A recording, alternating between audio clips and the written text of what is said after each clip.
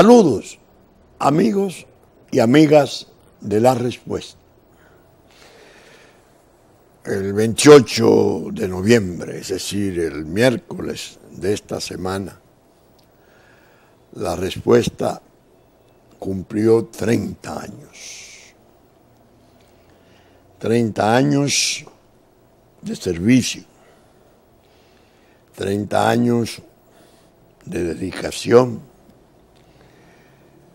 muy intensa a tratar los problemas nacionales. Y para mí constituye una experiencia agradable, pero fuerte, recordar desde los primeros tiempos cómo el programa se fue abriendo paso. Quiero recordar hoy especialmente a dos amigos entrañables, ya desaparecidos, Freddy Verajoico y Jackie Núñez del Risco. Freddy porque fue el que me instó y me animó a crear mi programa, considerando que yo tenía tantos temas difíciles, peliagudos, como él decía, que no podía estar a expensas de que me invitaran amigos a programas, sino que debía tener mi programa semanal. Y cuando acepté la idea y al día siguiente hablé con mi otro amigo, Jackie, preguntándole a Jackie, que era inteligentísimo, de qué modo buscábamos un nombre para el programa. Me dijo, La Respuesta. Porque usted lo que hace es responder. Le responde a la República, pero le responde a los ataques, no solo personales, sino los ataques a la República. Es decir, para mí la fecha tiene un significado sentimental, espiritual, importante. Bien, he querido desde hace mucho tiempo desarrollar el programa con cierto carácter interactivo. No es posible hacerlo en vivo porque se graba con anticipación, pero aprovecho la semana que transcurre entre programa y programa para oír, especialmente oír. Y a veces le pregunto a gente sencilla, gente común que no tiene ninguna inquietud política importante, pero gente laboriosa, magnífica, de distintas actividades. Cuando me hablan especialmente del programa, porque ese es el interés primario que necesito para poderlo abordar. ¿Qué tú piensas? ¿Cómo tú ves esto? Y esas reacciones tan espontáneas, tan simples y llanas, me sirven de mucho. Ellos mismos no se dan cuenta de la importancia de sus respuestas, porque uno va naturalmente procesando las distintas opiniones.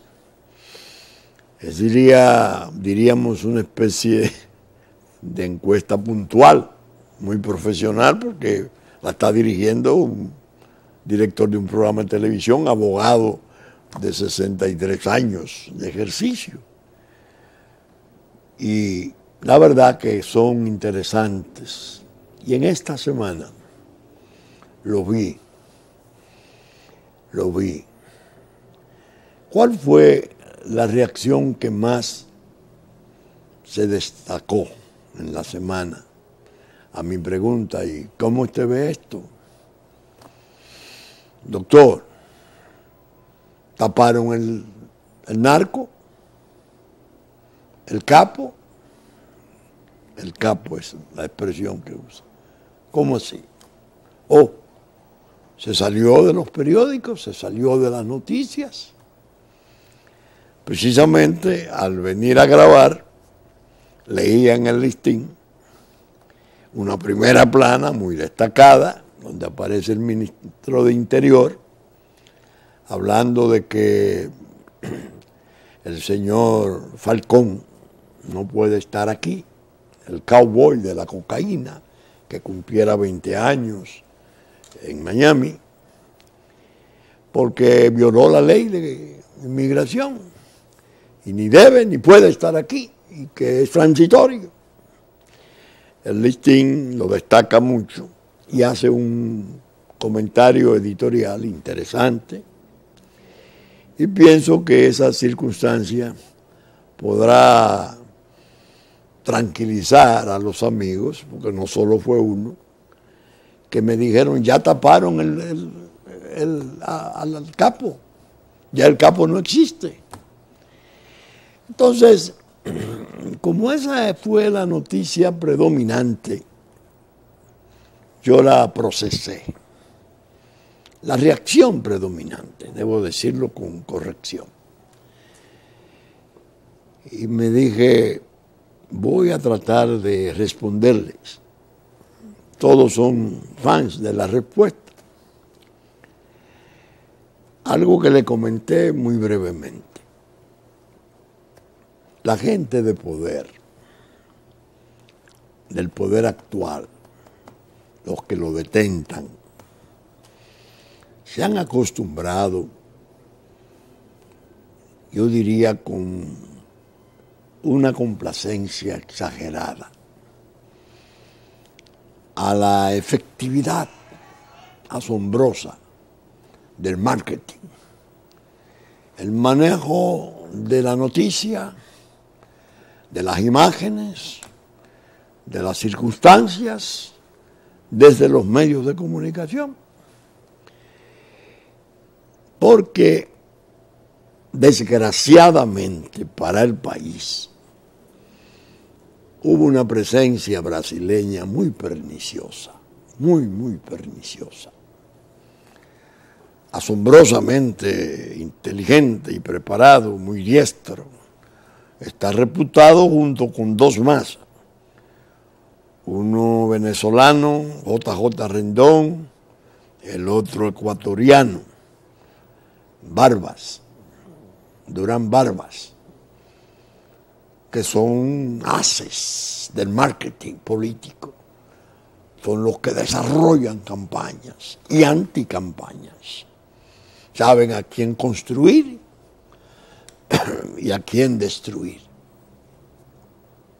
Claro, costosísimo, eso cuesta millones de pesos y dólares. Su peor trabajo fue el más brillante, el de Brasil. Ese era el dije, João Santana, de Luis Ignacio Lula da Silva y del Partido de los Trabajadores. Y efectivamente, logró ser reputado como una especie de fábrica de presidente. No solo Lula, sino Dilma Rousseff. Y desgraciadamente el desenlace ha sido triste, trágico. Ahora, recientemente, no solo está ya acusado y condenado Luis Ignacio Lula da Silva, sino que se le envía en un nuevo proceso, parece que más complicado, ya por fraude en Lava Jato, junto con Dilma, que había pasado su experiencia de juicio político sin que le pudieran hacer imputaciones de fraude. Y junto con Hoffman, la joven bonita que es presidenta del Partido de los Trabajadores, y otro medio centenar de directivos del Partido de los Trabajadores para juicio penal, sometidos con cargos criminales. Entonces, João Santana ni hablar, se lo agarraron, lo amenazaron y le dijeron tus penas son altas, comenzó a hablar y ya tiene el beneficio desde hace tiempo de una prisión domiciliaria. Pero evidentemente el mago del marketing, sus frutos en Brasil son amargos, terriblemente amargos. No solo en Brasil, sino que eso se derramó Odebrecht, Lava Jato, a Argentina, a Ecuador, a Perú, a Colombia, a Venezuela, a México y República Dominicana. Es decir, cuando hablo de que se acomodaron mucho a las ventajas del marketing, no hay realidad. La realidad la hacemos nosotros. Y si surge una realidad, nosotros la desmontamos y creamos otra realidad. Es la falsificación de la verdad. Y eso priva mucho a la gente que ejerce poder en distintos niveles de una buena perspectiva, de una perspectiva razonante, en capacidad de ver los límites, de entrever las consecuencias, los perjuicios, de caer en cuenta que hay cosas que no se pueden hacer sin que tengan consecuencias desagradables. Y eso crea un falso optimismo y un triunfalismo inmenso que se llevan el mundo por delante. Y eso, acostumbrados como están a ese tipo de ficción, que les voy a decir, no es brasileño, por Dios, de ningún modo. Hay una experiencia ya de escala mundial, quizás inscrita entre uno de las manifestaciones más nefastas, más funestas que la humanidad ha tenido en todos los tiempos. Se dio en Alemania. En Alemania se dio con el nazismo y con Hitler. Ellos tenían dentro a un genio de la propaganda, Joseph Goebbels. Ese hizo las realidades más imposibles de suponer para que el poder de aquel monstruo que era Hitler y de los monstruos que le acompañaban pudieran llevar a la humanidad donde la llevaron y a la propia Alemania, ¿no? La idea es que esa propaganda y esos magos de la propaganda y esos subsanadores, no importa, no hay descalabro, son realmente letales para los pueblos y para las carreras políticas, para los sistemas de partidos. Es una catástrofe, porque matan la sinceridad, matan la verdad, las lealtades, las preocupaciones éticas. Espérate, esto no se puede hacer. Mira lo que dice la Constitución, mira lo que dice esta ley, ten cuidado. No, eso no es problema. Nosotros nos encargamos de que eso pase. Nosotros subsanamos cualquier tipo de error aparente. Miren, señores, hay, en el caso, ya volviendo al caso mismo, estamos confrontando una situación conflictiva, delicada. ¿Cuál? Este ingreso de este hombre aquí, después de cumplir 20 años de prisión en Estados Unidos, es preocupante, porque este hombre junto con un tal Salvatore Magluta fueron los famosos cowboys de la cocaína en los 90. Toda una época, fundaron propiamente el cartel de Florida. Los condenaron primero a 195 años, cooperó y lo bajaron a 20. y al otro todavía lo mantienen a perpetua. Creo que fueron 205 años los que le impusieron. Ese hombre llega aquí y el gobierno se atortoja en una forma manifiesta, porque la inteligencia dijo de un modo y la política dijo de otro. Y la gente que estaba de por sí enfurecida por la ofensa, ¿por qué lo traen aquí? Nosotros no somos un vertedero, nosotros no somos un basurero. Y esa gente es poderosa, esa gente se le acusó de negociar más de 2.000 millones de dólares. Tienen fortunas inmensas.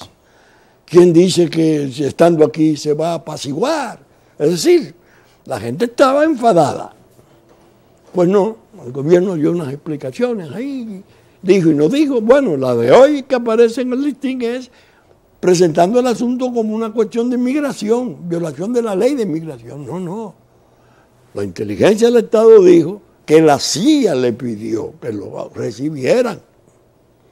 La agencia de inteligencia de Estados Unidos.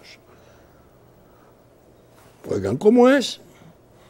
Es más, después del programa pasado, alguien me trajo una versión que la primera reacción de la inteligencia nuestra fue, creo que a un llamado de la periodista doña Alicia Ortega, que no había sido la CIA, sino que nosotros habíamos solicitado a ese hombre, porque podía ser útil para lo que pudo saber o lo que pudo estar en los años 90.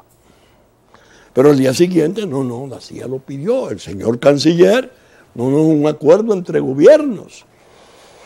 La embajadora americana dice, no, yo no tengo noticias de eso, yo estaba haciendo mi discurso, no sé qué, y me encuentro de repente con esa noticia. Yo no tengo idea de que eso haya ocurrido. A los dominicanos que le expliquen. Es decir, una situación realmente fea. Entonces yo le decía, miren, el problema es que ese marketing, esa práctica de hoy hay una noticia muy negativa, mátenla, entiérrenla, hagan suceder otra, porque una mata a la otra, y así sucesivamente. Un mecanismo de la propaganda que aturrulla, atonta y desconcierta la opinión pública. Y se me enfada hoy, ya mañana le presentan otro caso, entonces no se alegra, se enfada también, pero se le olvidó el otro, aparentemente. Eso en realidad es muy negativo y muy infeccioso, es una especie de infección, porque los pueblos pasan las noticias, y es verdad, lo arrebañan y hasta lo ponen a votar, bueno, y a aplaudir, pero siempre hay áreas en los pueblos claves que van haciendo una sedimentación de lo negativo, de lo que son errores, de lo que son faltas graves o crímenes, cosas delicadas. Y eso va creando una especie de estado de conciencia, si se quiere, con cierto matiz de subconsciencia. Subconsciencia porque no se ve aparentemente. Sin embargo, cuando se producen en determinadas circunstancias sucesos muchas veces imprevistos, en la base del enardecimiento, de la explosión del ánimo público, están esas cosas. Porque hay un problema de reputación, hay un problema de prestigio, de confianza. El país le tiene más o menos confianza a sus gobernantes. Un presidente, un ministro, no, ese es confiable. Bueno, no, ese es confiable, ese dice tal cosa y es por ahí.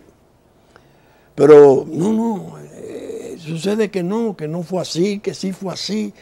Ven acá, no es confiable, ya. Hay un problema de reputación. Por eso digo que es tan negativo entender que eso es practicable y que es conservable para siempre.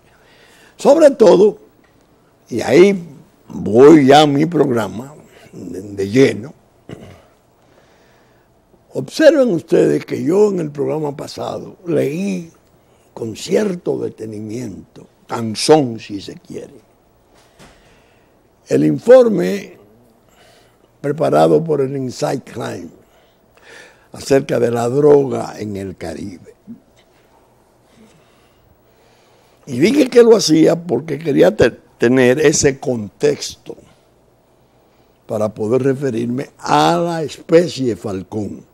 Tanto el falcón que está aquí como el falcón que está pendiente de condenación, recientemente apresado, Gustavo, que está en Miami. Y dije, este es el contexto, la droga regional. Es delicado. Este Gustavo que está en Miami, es posible que haya propuesto a la autoridad norteamericana, yo puedo cooperar, pero no envíen a mi hermano a Cuba, porque mi hermano pagó, dio fondos para matar a Fidel Castro, en una experiencia que tenía la CIA, dijeron sus abogados. Oigan cómo es, no lo deporten a Cuba porque lo van a fusilar. Pero es posible que a la autoridad americana le haya interesado que este Gustavo, que se ha apresado 26 años después de fugarse en el principio del proceso, que era miembro de la banda, sea útil para cosas de ahora. Entonces yo leyendo de nuevo el informe del Inside Crime, digo, Dios mío, pero es que no hay manera que la gente nuestra asuma la conciencia sensible que se necesita para evaluar esos fenómenos. Llega un barco, el San Américo, al puerto de Jaina. Se da la noticia, 971 paquetes, bueno, 1 tonelada de droga, de cocaína, 1 tonelada. En un furgón con unas cajas de refresco, ahí estaba. Lo describe la prensa, no voy a leerlo, ustedes todos pudieron oírlo o saberlo por los periódicos, por las redes. Y la autoridad se dispone y apresa 4 o 5 individuos. Pero hubo cosas en el principio raras. El barco, horas después, se le libera y va hacia Haití, a Puerto Príncipe. Y un diario matutino nuestro, El Día, dice que comprobó que había atracado en el puerto de Puerto Príncipe. ¿Qué piensa la autoridad mundial de drogas? Independientemente de lo que piense la regional o la que está asignada aquí. Oh, Dios mío, pero venga acá. El narco no arriesga un cargamento tan importante, 1 tonelada, y lo hace llegar a un aeropuerto o a un puerto, sin contar con una seguridad de protección. de la autoridad política, militar, policial, de interdicción en general, la autoridad del poder. ¿Qué piensan esos centros que están permanentemente en la persecución del crimen a escala mundial? A República Dominicana, lo que dice el informe, es fácil llegar, descargar, reembarcar, traficar. Dice el informe porque cuenta con apoyo. Entonces, no son 4 soldados, 4 guardias, un cabo, sargento, un teniente, qué sé yo, los rangos, los que pueden manejar una tonelada de cocaína en esas condiciones. ¿Qué se abre? Una tremenda franja de incertidumbre, de sospecha, terrible contra nosotros como Estado. Si querían una confirmación inmediata de lo que el informe del Inside Crime dice, ese barco la da. Pero había otro barco en alta mar. Ese lo llevan, el Maluma, creo que se llamaba, a Puerto Plata. Acarreaba combustible. Lo revisan, no aparece nada. Pero la DEA actuando junto con la autoridad nacional. Lo traen a Sanssouci. Y después de 2 días de revisarlo y buscar la caleta íntima, interior que pudiera tener, aparece, creo que cerca de 1 tonelada de drogas. Detienen a un sujeto que tiene un antecedente. El segundo hombre de Quirino, Guevara, en Marconi. Va preso y cuando lo llevan preso, no sé si él o su abogado dicen en un momento que interroguen al capitán colombiano, que interroguen al otro venezolano, que ellos saben de quién es la droga. Esa droga no es mía. Y le escribe a la autoridad diciéndole que quiere ser investigado, ya preso, que él va de... El caso es que se termina en una sesión de 4 horas en la Fiscalía del Distrito Nacional, con agentes de DEA, y no sé si eran 2 de DEA o 2 fiscales, o los 4 DEA o los 4 fiscales. No trascendió lo declarado. Silencio absoluto. ¿Qué habrá pautado la autoridad internacional como partitura con el señor Guevara, que ha caído en silencio? Se supone, está preso. ¿Qué le habrá dicho sobre esa droga? Entonces, lo que quiero con esto tan fuerte, tan crudo, es decir, que todos los esfuerzos que se hagan en base a marketing, a simulaciones, a fogonazos de publicidad y cosas, todo eso es en vano. La gente puede creer que al llegar ese barco a Puerto Príncipe a atracar allí, no estaba la autoridad internacional chequeando qué bajaban allá además. Ya no en el contenedor, sino en el propio barco. ¿Quién sabe de lo que pasa en un narcoestado como es Haití? En definitiva, a los amigos que en la semana me estuvieron comentando con cierto pesimismo, enterraron al narco, ya no existe eso, les digo no. Pero aprovecho para decírselo al gobierno. Esa es una situación sumamente sensible y peligrosa. Repito los términos, sensible y peligrosa. ¿Por qué?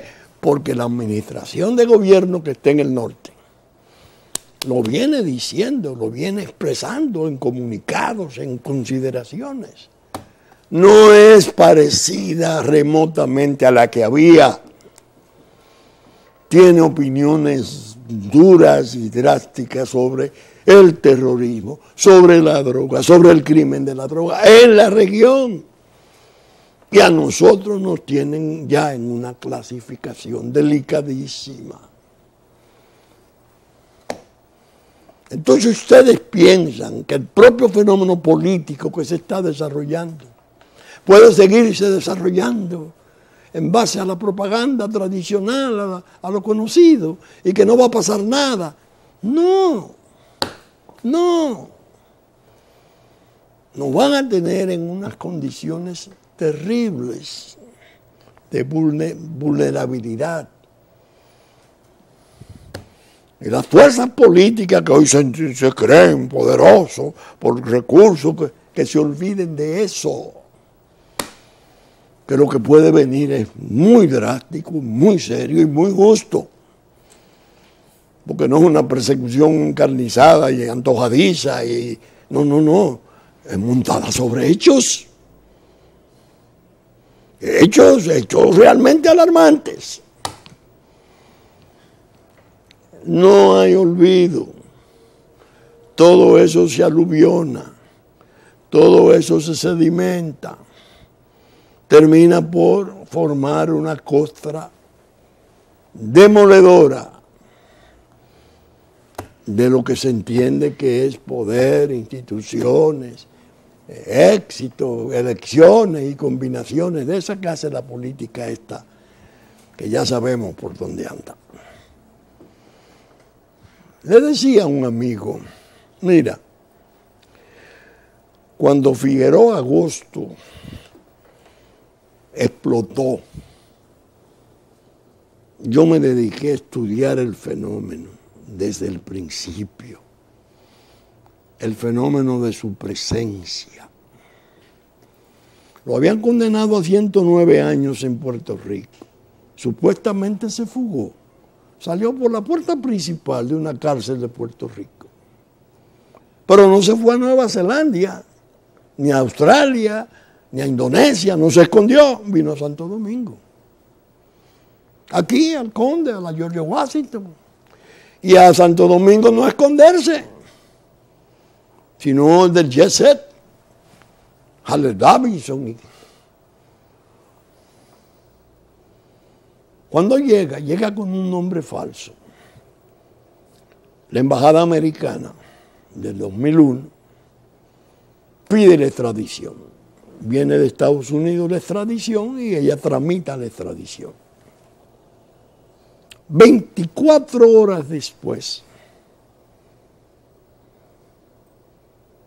desisten de la solicitud de extradición. Y 24 horas después de esas 24 horas llega de Puerto Rico la confirmación de que ese hombre que tenía un nombre falso es Figueroa Agosto. Quiere decir, la embajada quedaba plenamente enterada de que tenía Figueroa Agosto aquí. Bueno, opera 2002, 2003, 2004, 2005, 2006, 2007. El director de la Dirección de Drogas, de Interdicción de Drogas, hace una solicitud de expulsión de ese señor como extranjero indeseable, conforme a la Constitución de entonces, que ahora está reproducido en otros términos, pero sigue siendo facultad del presidente de la República, la expulsión del indeseable. En 6 días, esa solicitud llega al Ministerio de Interior, a la Secretaría de Estado de entonces de Interior y Policía, y de ahí a la Presidencia de la República. En 6 días se aprobó formalmente, yo tengo aquí la correspondencia, la expulsión de ese extranjero indeseable que es Figueroa Agosto. Pero no, alguien lo saca de la cárcel y permanece 2007 a 2008, porque fue diciembre de 2007, 2008, 2009, hasta que cae en el escándalo y la fuga y todo lo que sirvió para ese expediente de meses de gran escándalo. Creo que ya después de pasar no sé qué tiempo en Brooklyn, en una cárcel dura, declararía lo que declaró, ya está en Puerto Rico cumpliendo, una cosa de esta. En el juicio se dio hay un dato, que no es un dato, hay un elemento importante. Uno de los jóvenes dominicanos dijo con mucho valor: bueno, yo no tenía por qué dudar de que ese hombre podía ser un capo, un hombre de drogas, porque yo lo conocí en compañía del personal de la embajada americana. En una mesa, yo no creo, un restaurante importante de aquí. Para mí, si andaba con la gente de la embajada, no podía ser un capo. Óigame, está aquí en papeles, todo documentado. Dios santo, ya nosotros teníamos la información. Un carro Volvo de él entrando a la embajada.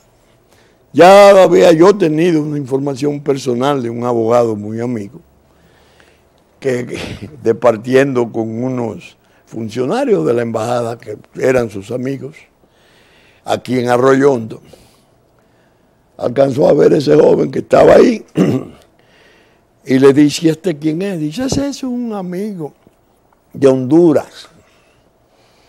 Déjame irlo a conocer. No, déjalo, que él está aquí en una misión. Dice: yo, para mi sorpresa, cuando cayó Figueroa, digo: ay, pero usted era el hombre que estaba en la fiesta de la embajada, de funcionarios de la embajada. Ven acá, ¿qué es esto? Ahora, atiendan esto. Cómo el abogado hace el estudio del expediente desde entonces y dice: ¿y cómo se puede producir esto? Este es una especie de agente encubierto en el ámbito social. Me parece que el tipo es muy sociable, muy bailador, un hombre del jet set, que haga relaciones con los dominicanos, de todos los sectores, incluyendo principalmente que puedan tener relaciones con el gobierno. Una especie de anzuelo en el medio social. ¿Y a qué fin? ¿Por qué eso?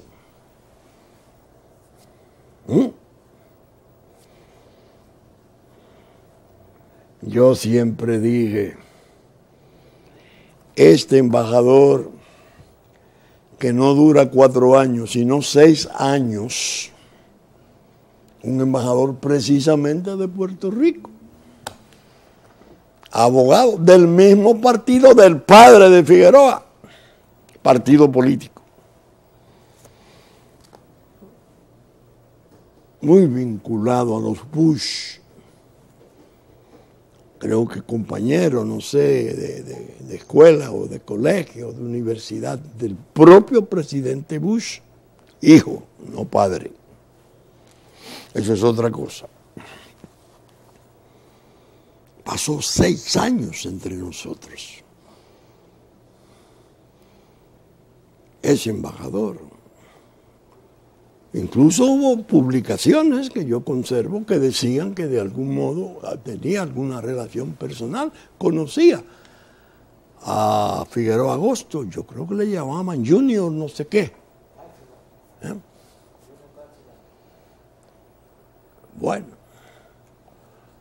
¿qué podía haber como interés para eso? ¿La lucha antidroga? No.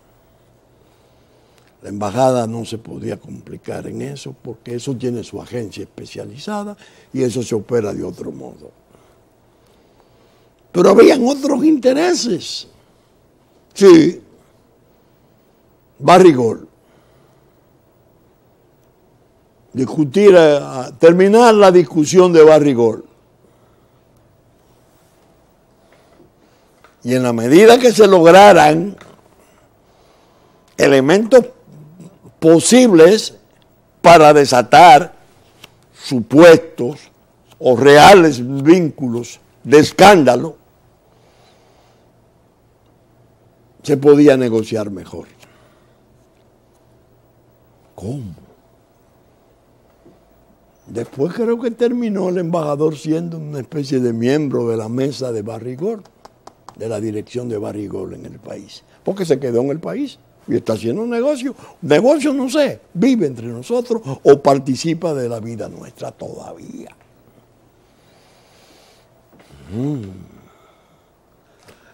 Dios mío, ¿qué es eso?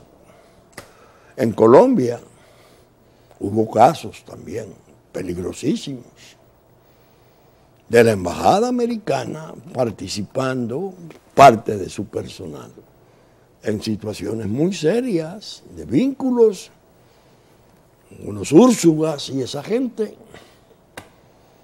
¿Qué quiero yo decir con todo esto? Que ahora la geopolítica tiene una locomotora diferente,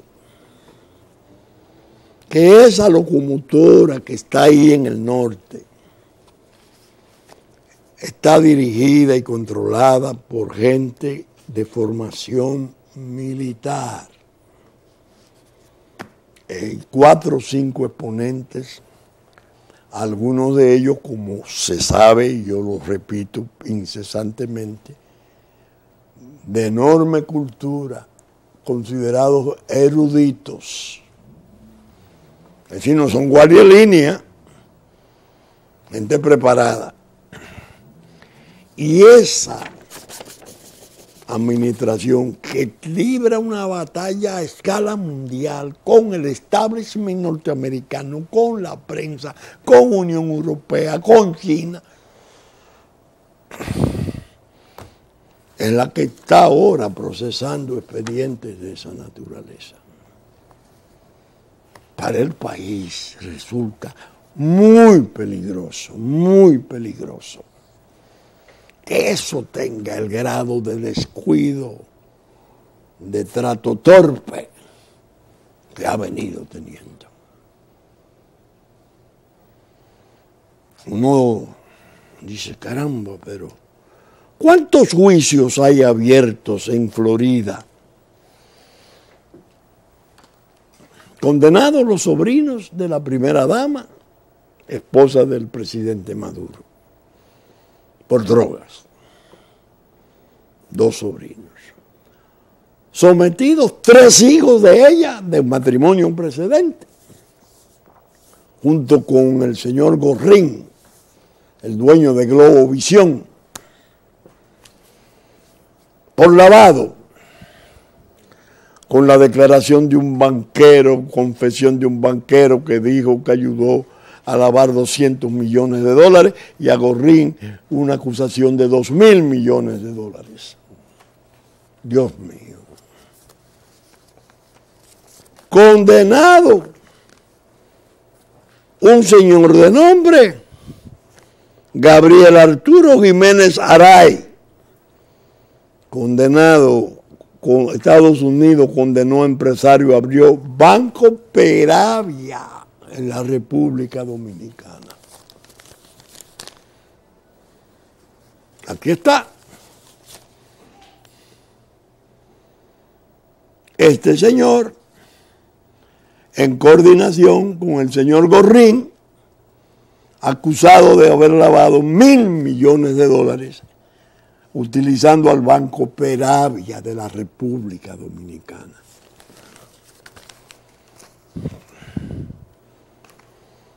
Es decir, uno va viendo los expedientes y en el informe de Inside Crime hay un momento que dice: la autoridad norteamericana acreditada dijo a los investigadores periodísticos o de centro de pensamiento, una ONG noruega. Vamos a ver. ¿Qué dijeron? Que tenían 4 o 5 casos grandes pendientes en la región. ¿Qué es lo que todo esto indica? ¿De qué cosa es presagio cuánto está ocurriendo? De cosas pesadas, gravísimas.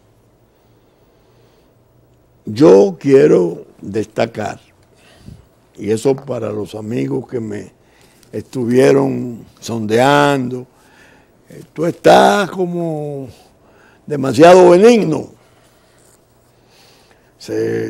no eres el fuego acusatorio de hace 15 años, 20 años.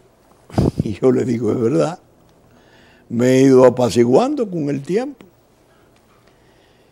La ancianidad, la mucha edad, influye para que uno vea las cosas desde otro ángulo, desde otro aspecto.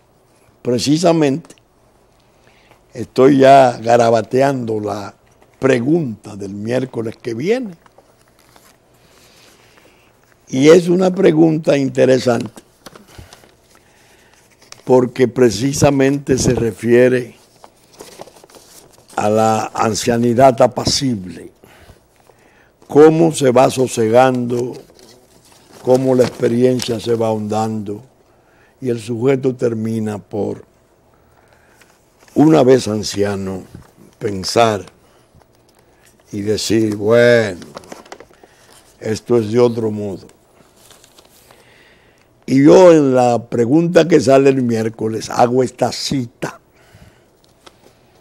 una cita importante de una obra de criminología de un criminólogo italiano famoso en su tiempo, Alfredo Nicéforo, cuya obra, un tratado formidable de criminología, fuera traducida por don Constancio Bernardo del Quirós, una gloria fundadora de la ciencia de criminología. Y traigo una cita que dice esto: está bien, pero aquel destacarse, o poco menos, de los cuidados, afanes y hasta pasiones del día, ¿no implicará también, acaso, cierta serenidad de juicio y cierto equilibrio en el proceder y el apreciar? Tanto más cuando ello sucede, cuanto más debe hacerse esta apreciación y proceder con la ayuda de una larga experiencia, que es el peculio de los viejos. No sin razón la historia de los pueblos, comenzando desde la que se inició entre las fieras y la barbarie, por más que en gran parte la historia de los pueblos sea la historia de la fiereza y la barbarie, siempre se aconsejó la formación de un consejo de ancianos que, procurando ver desde lo alto a los hombres y los acontecimientos,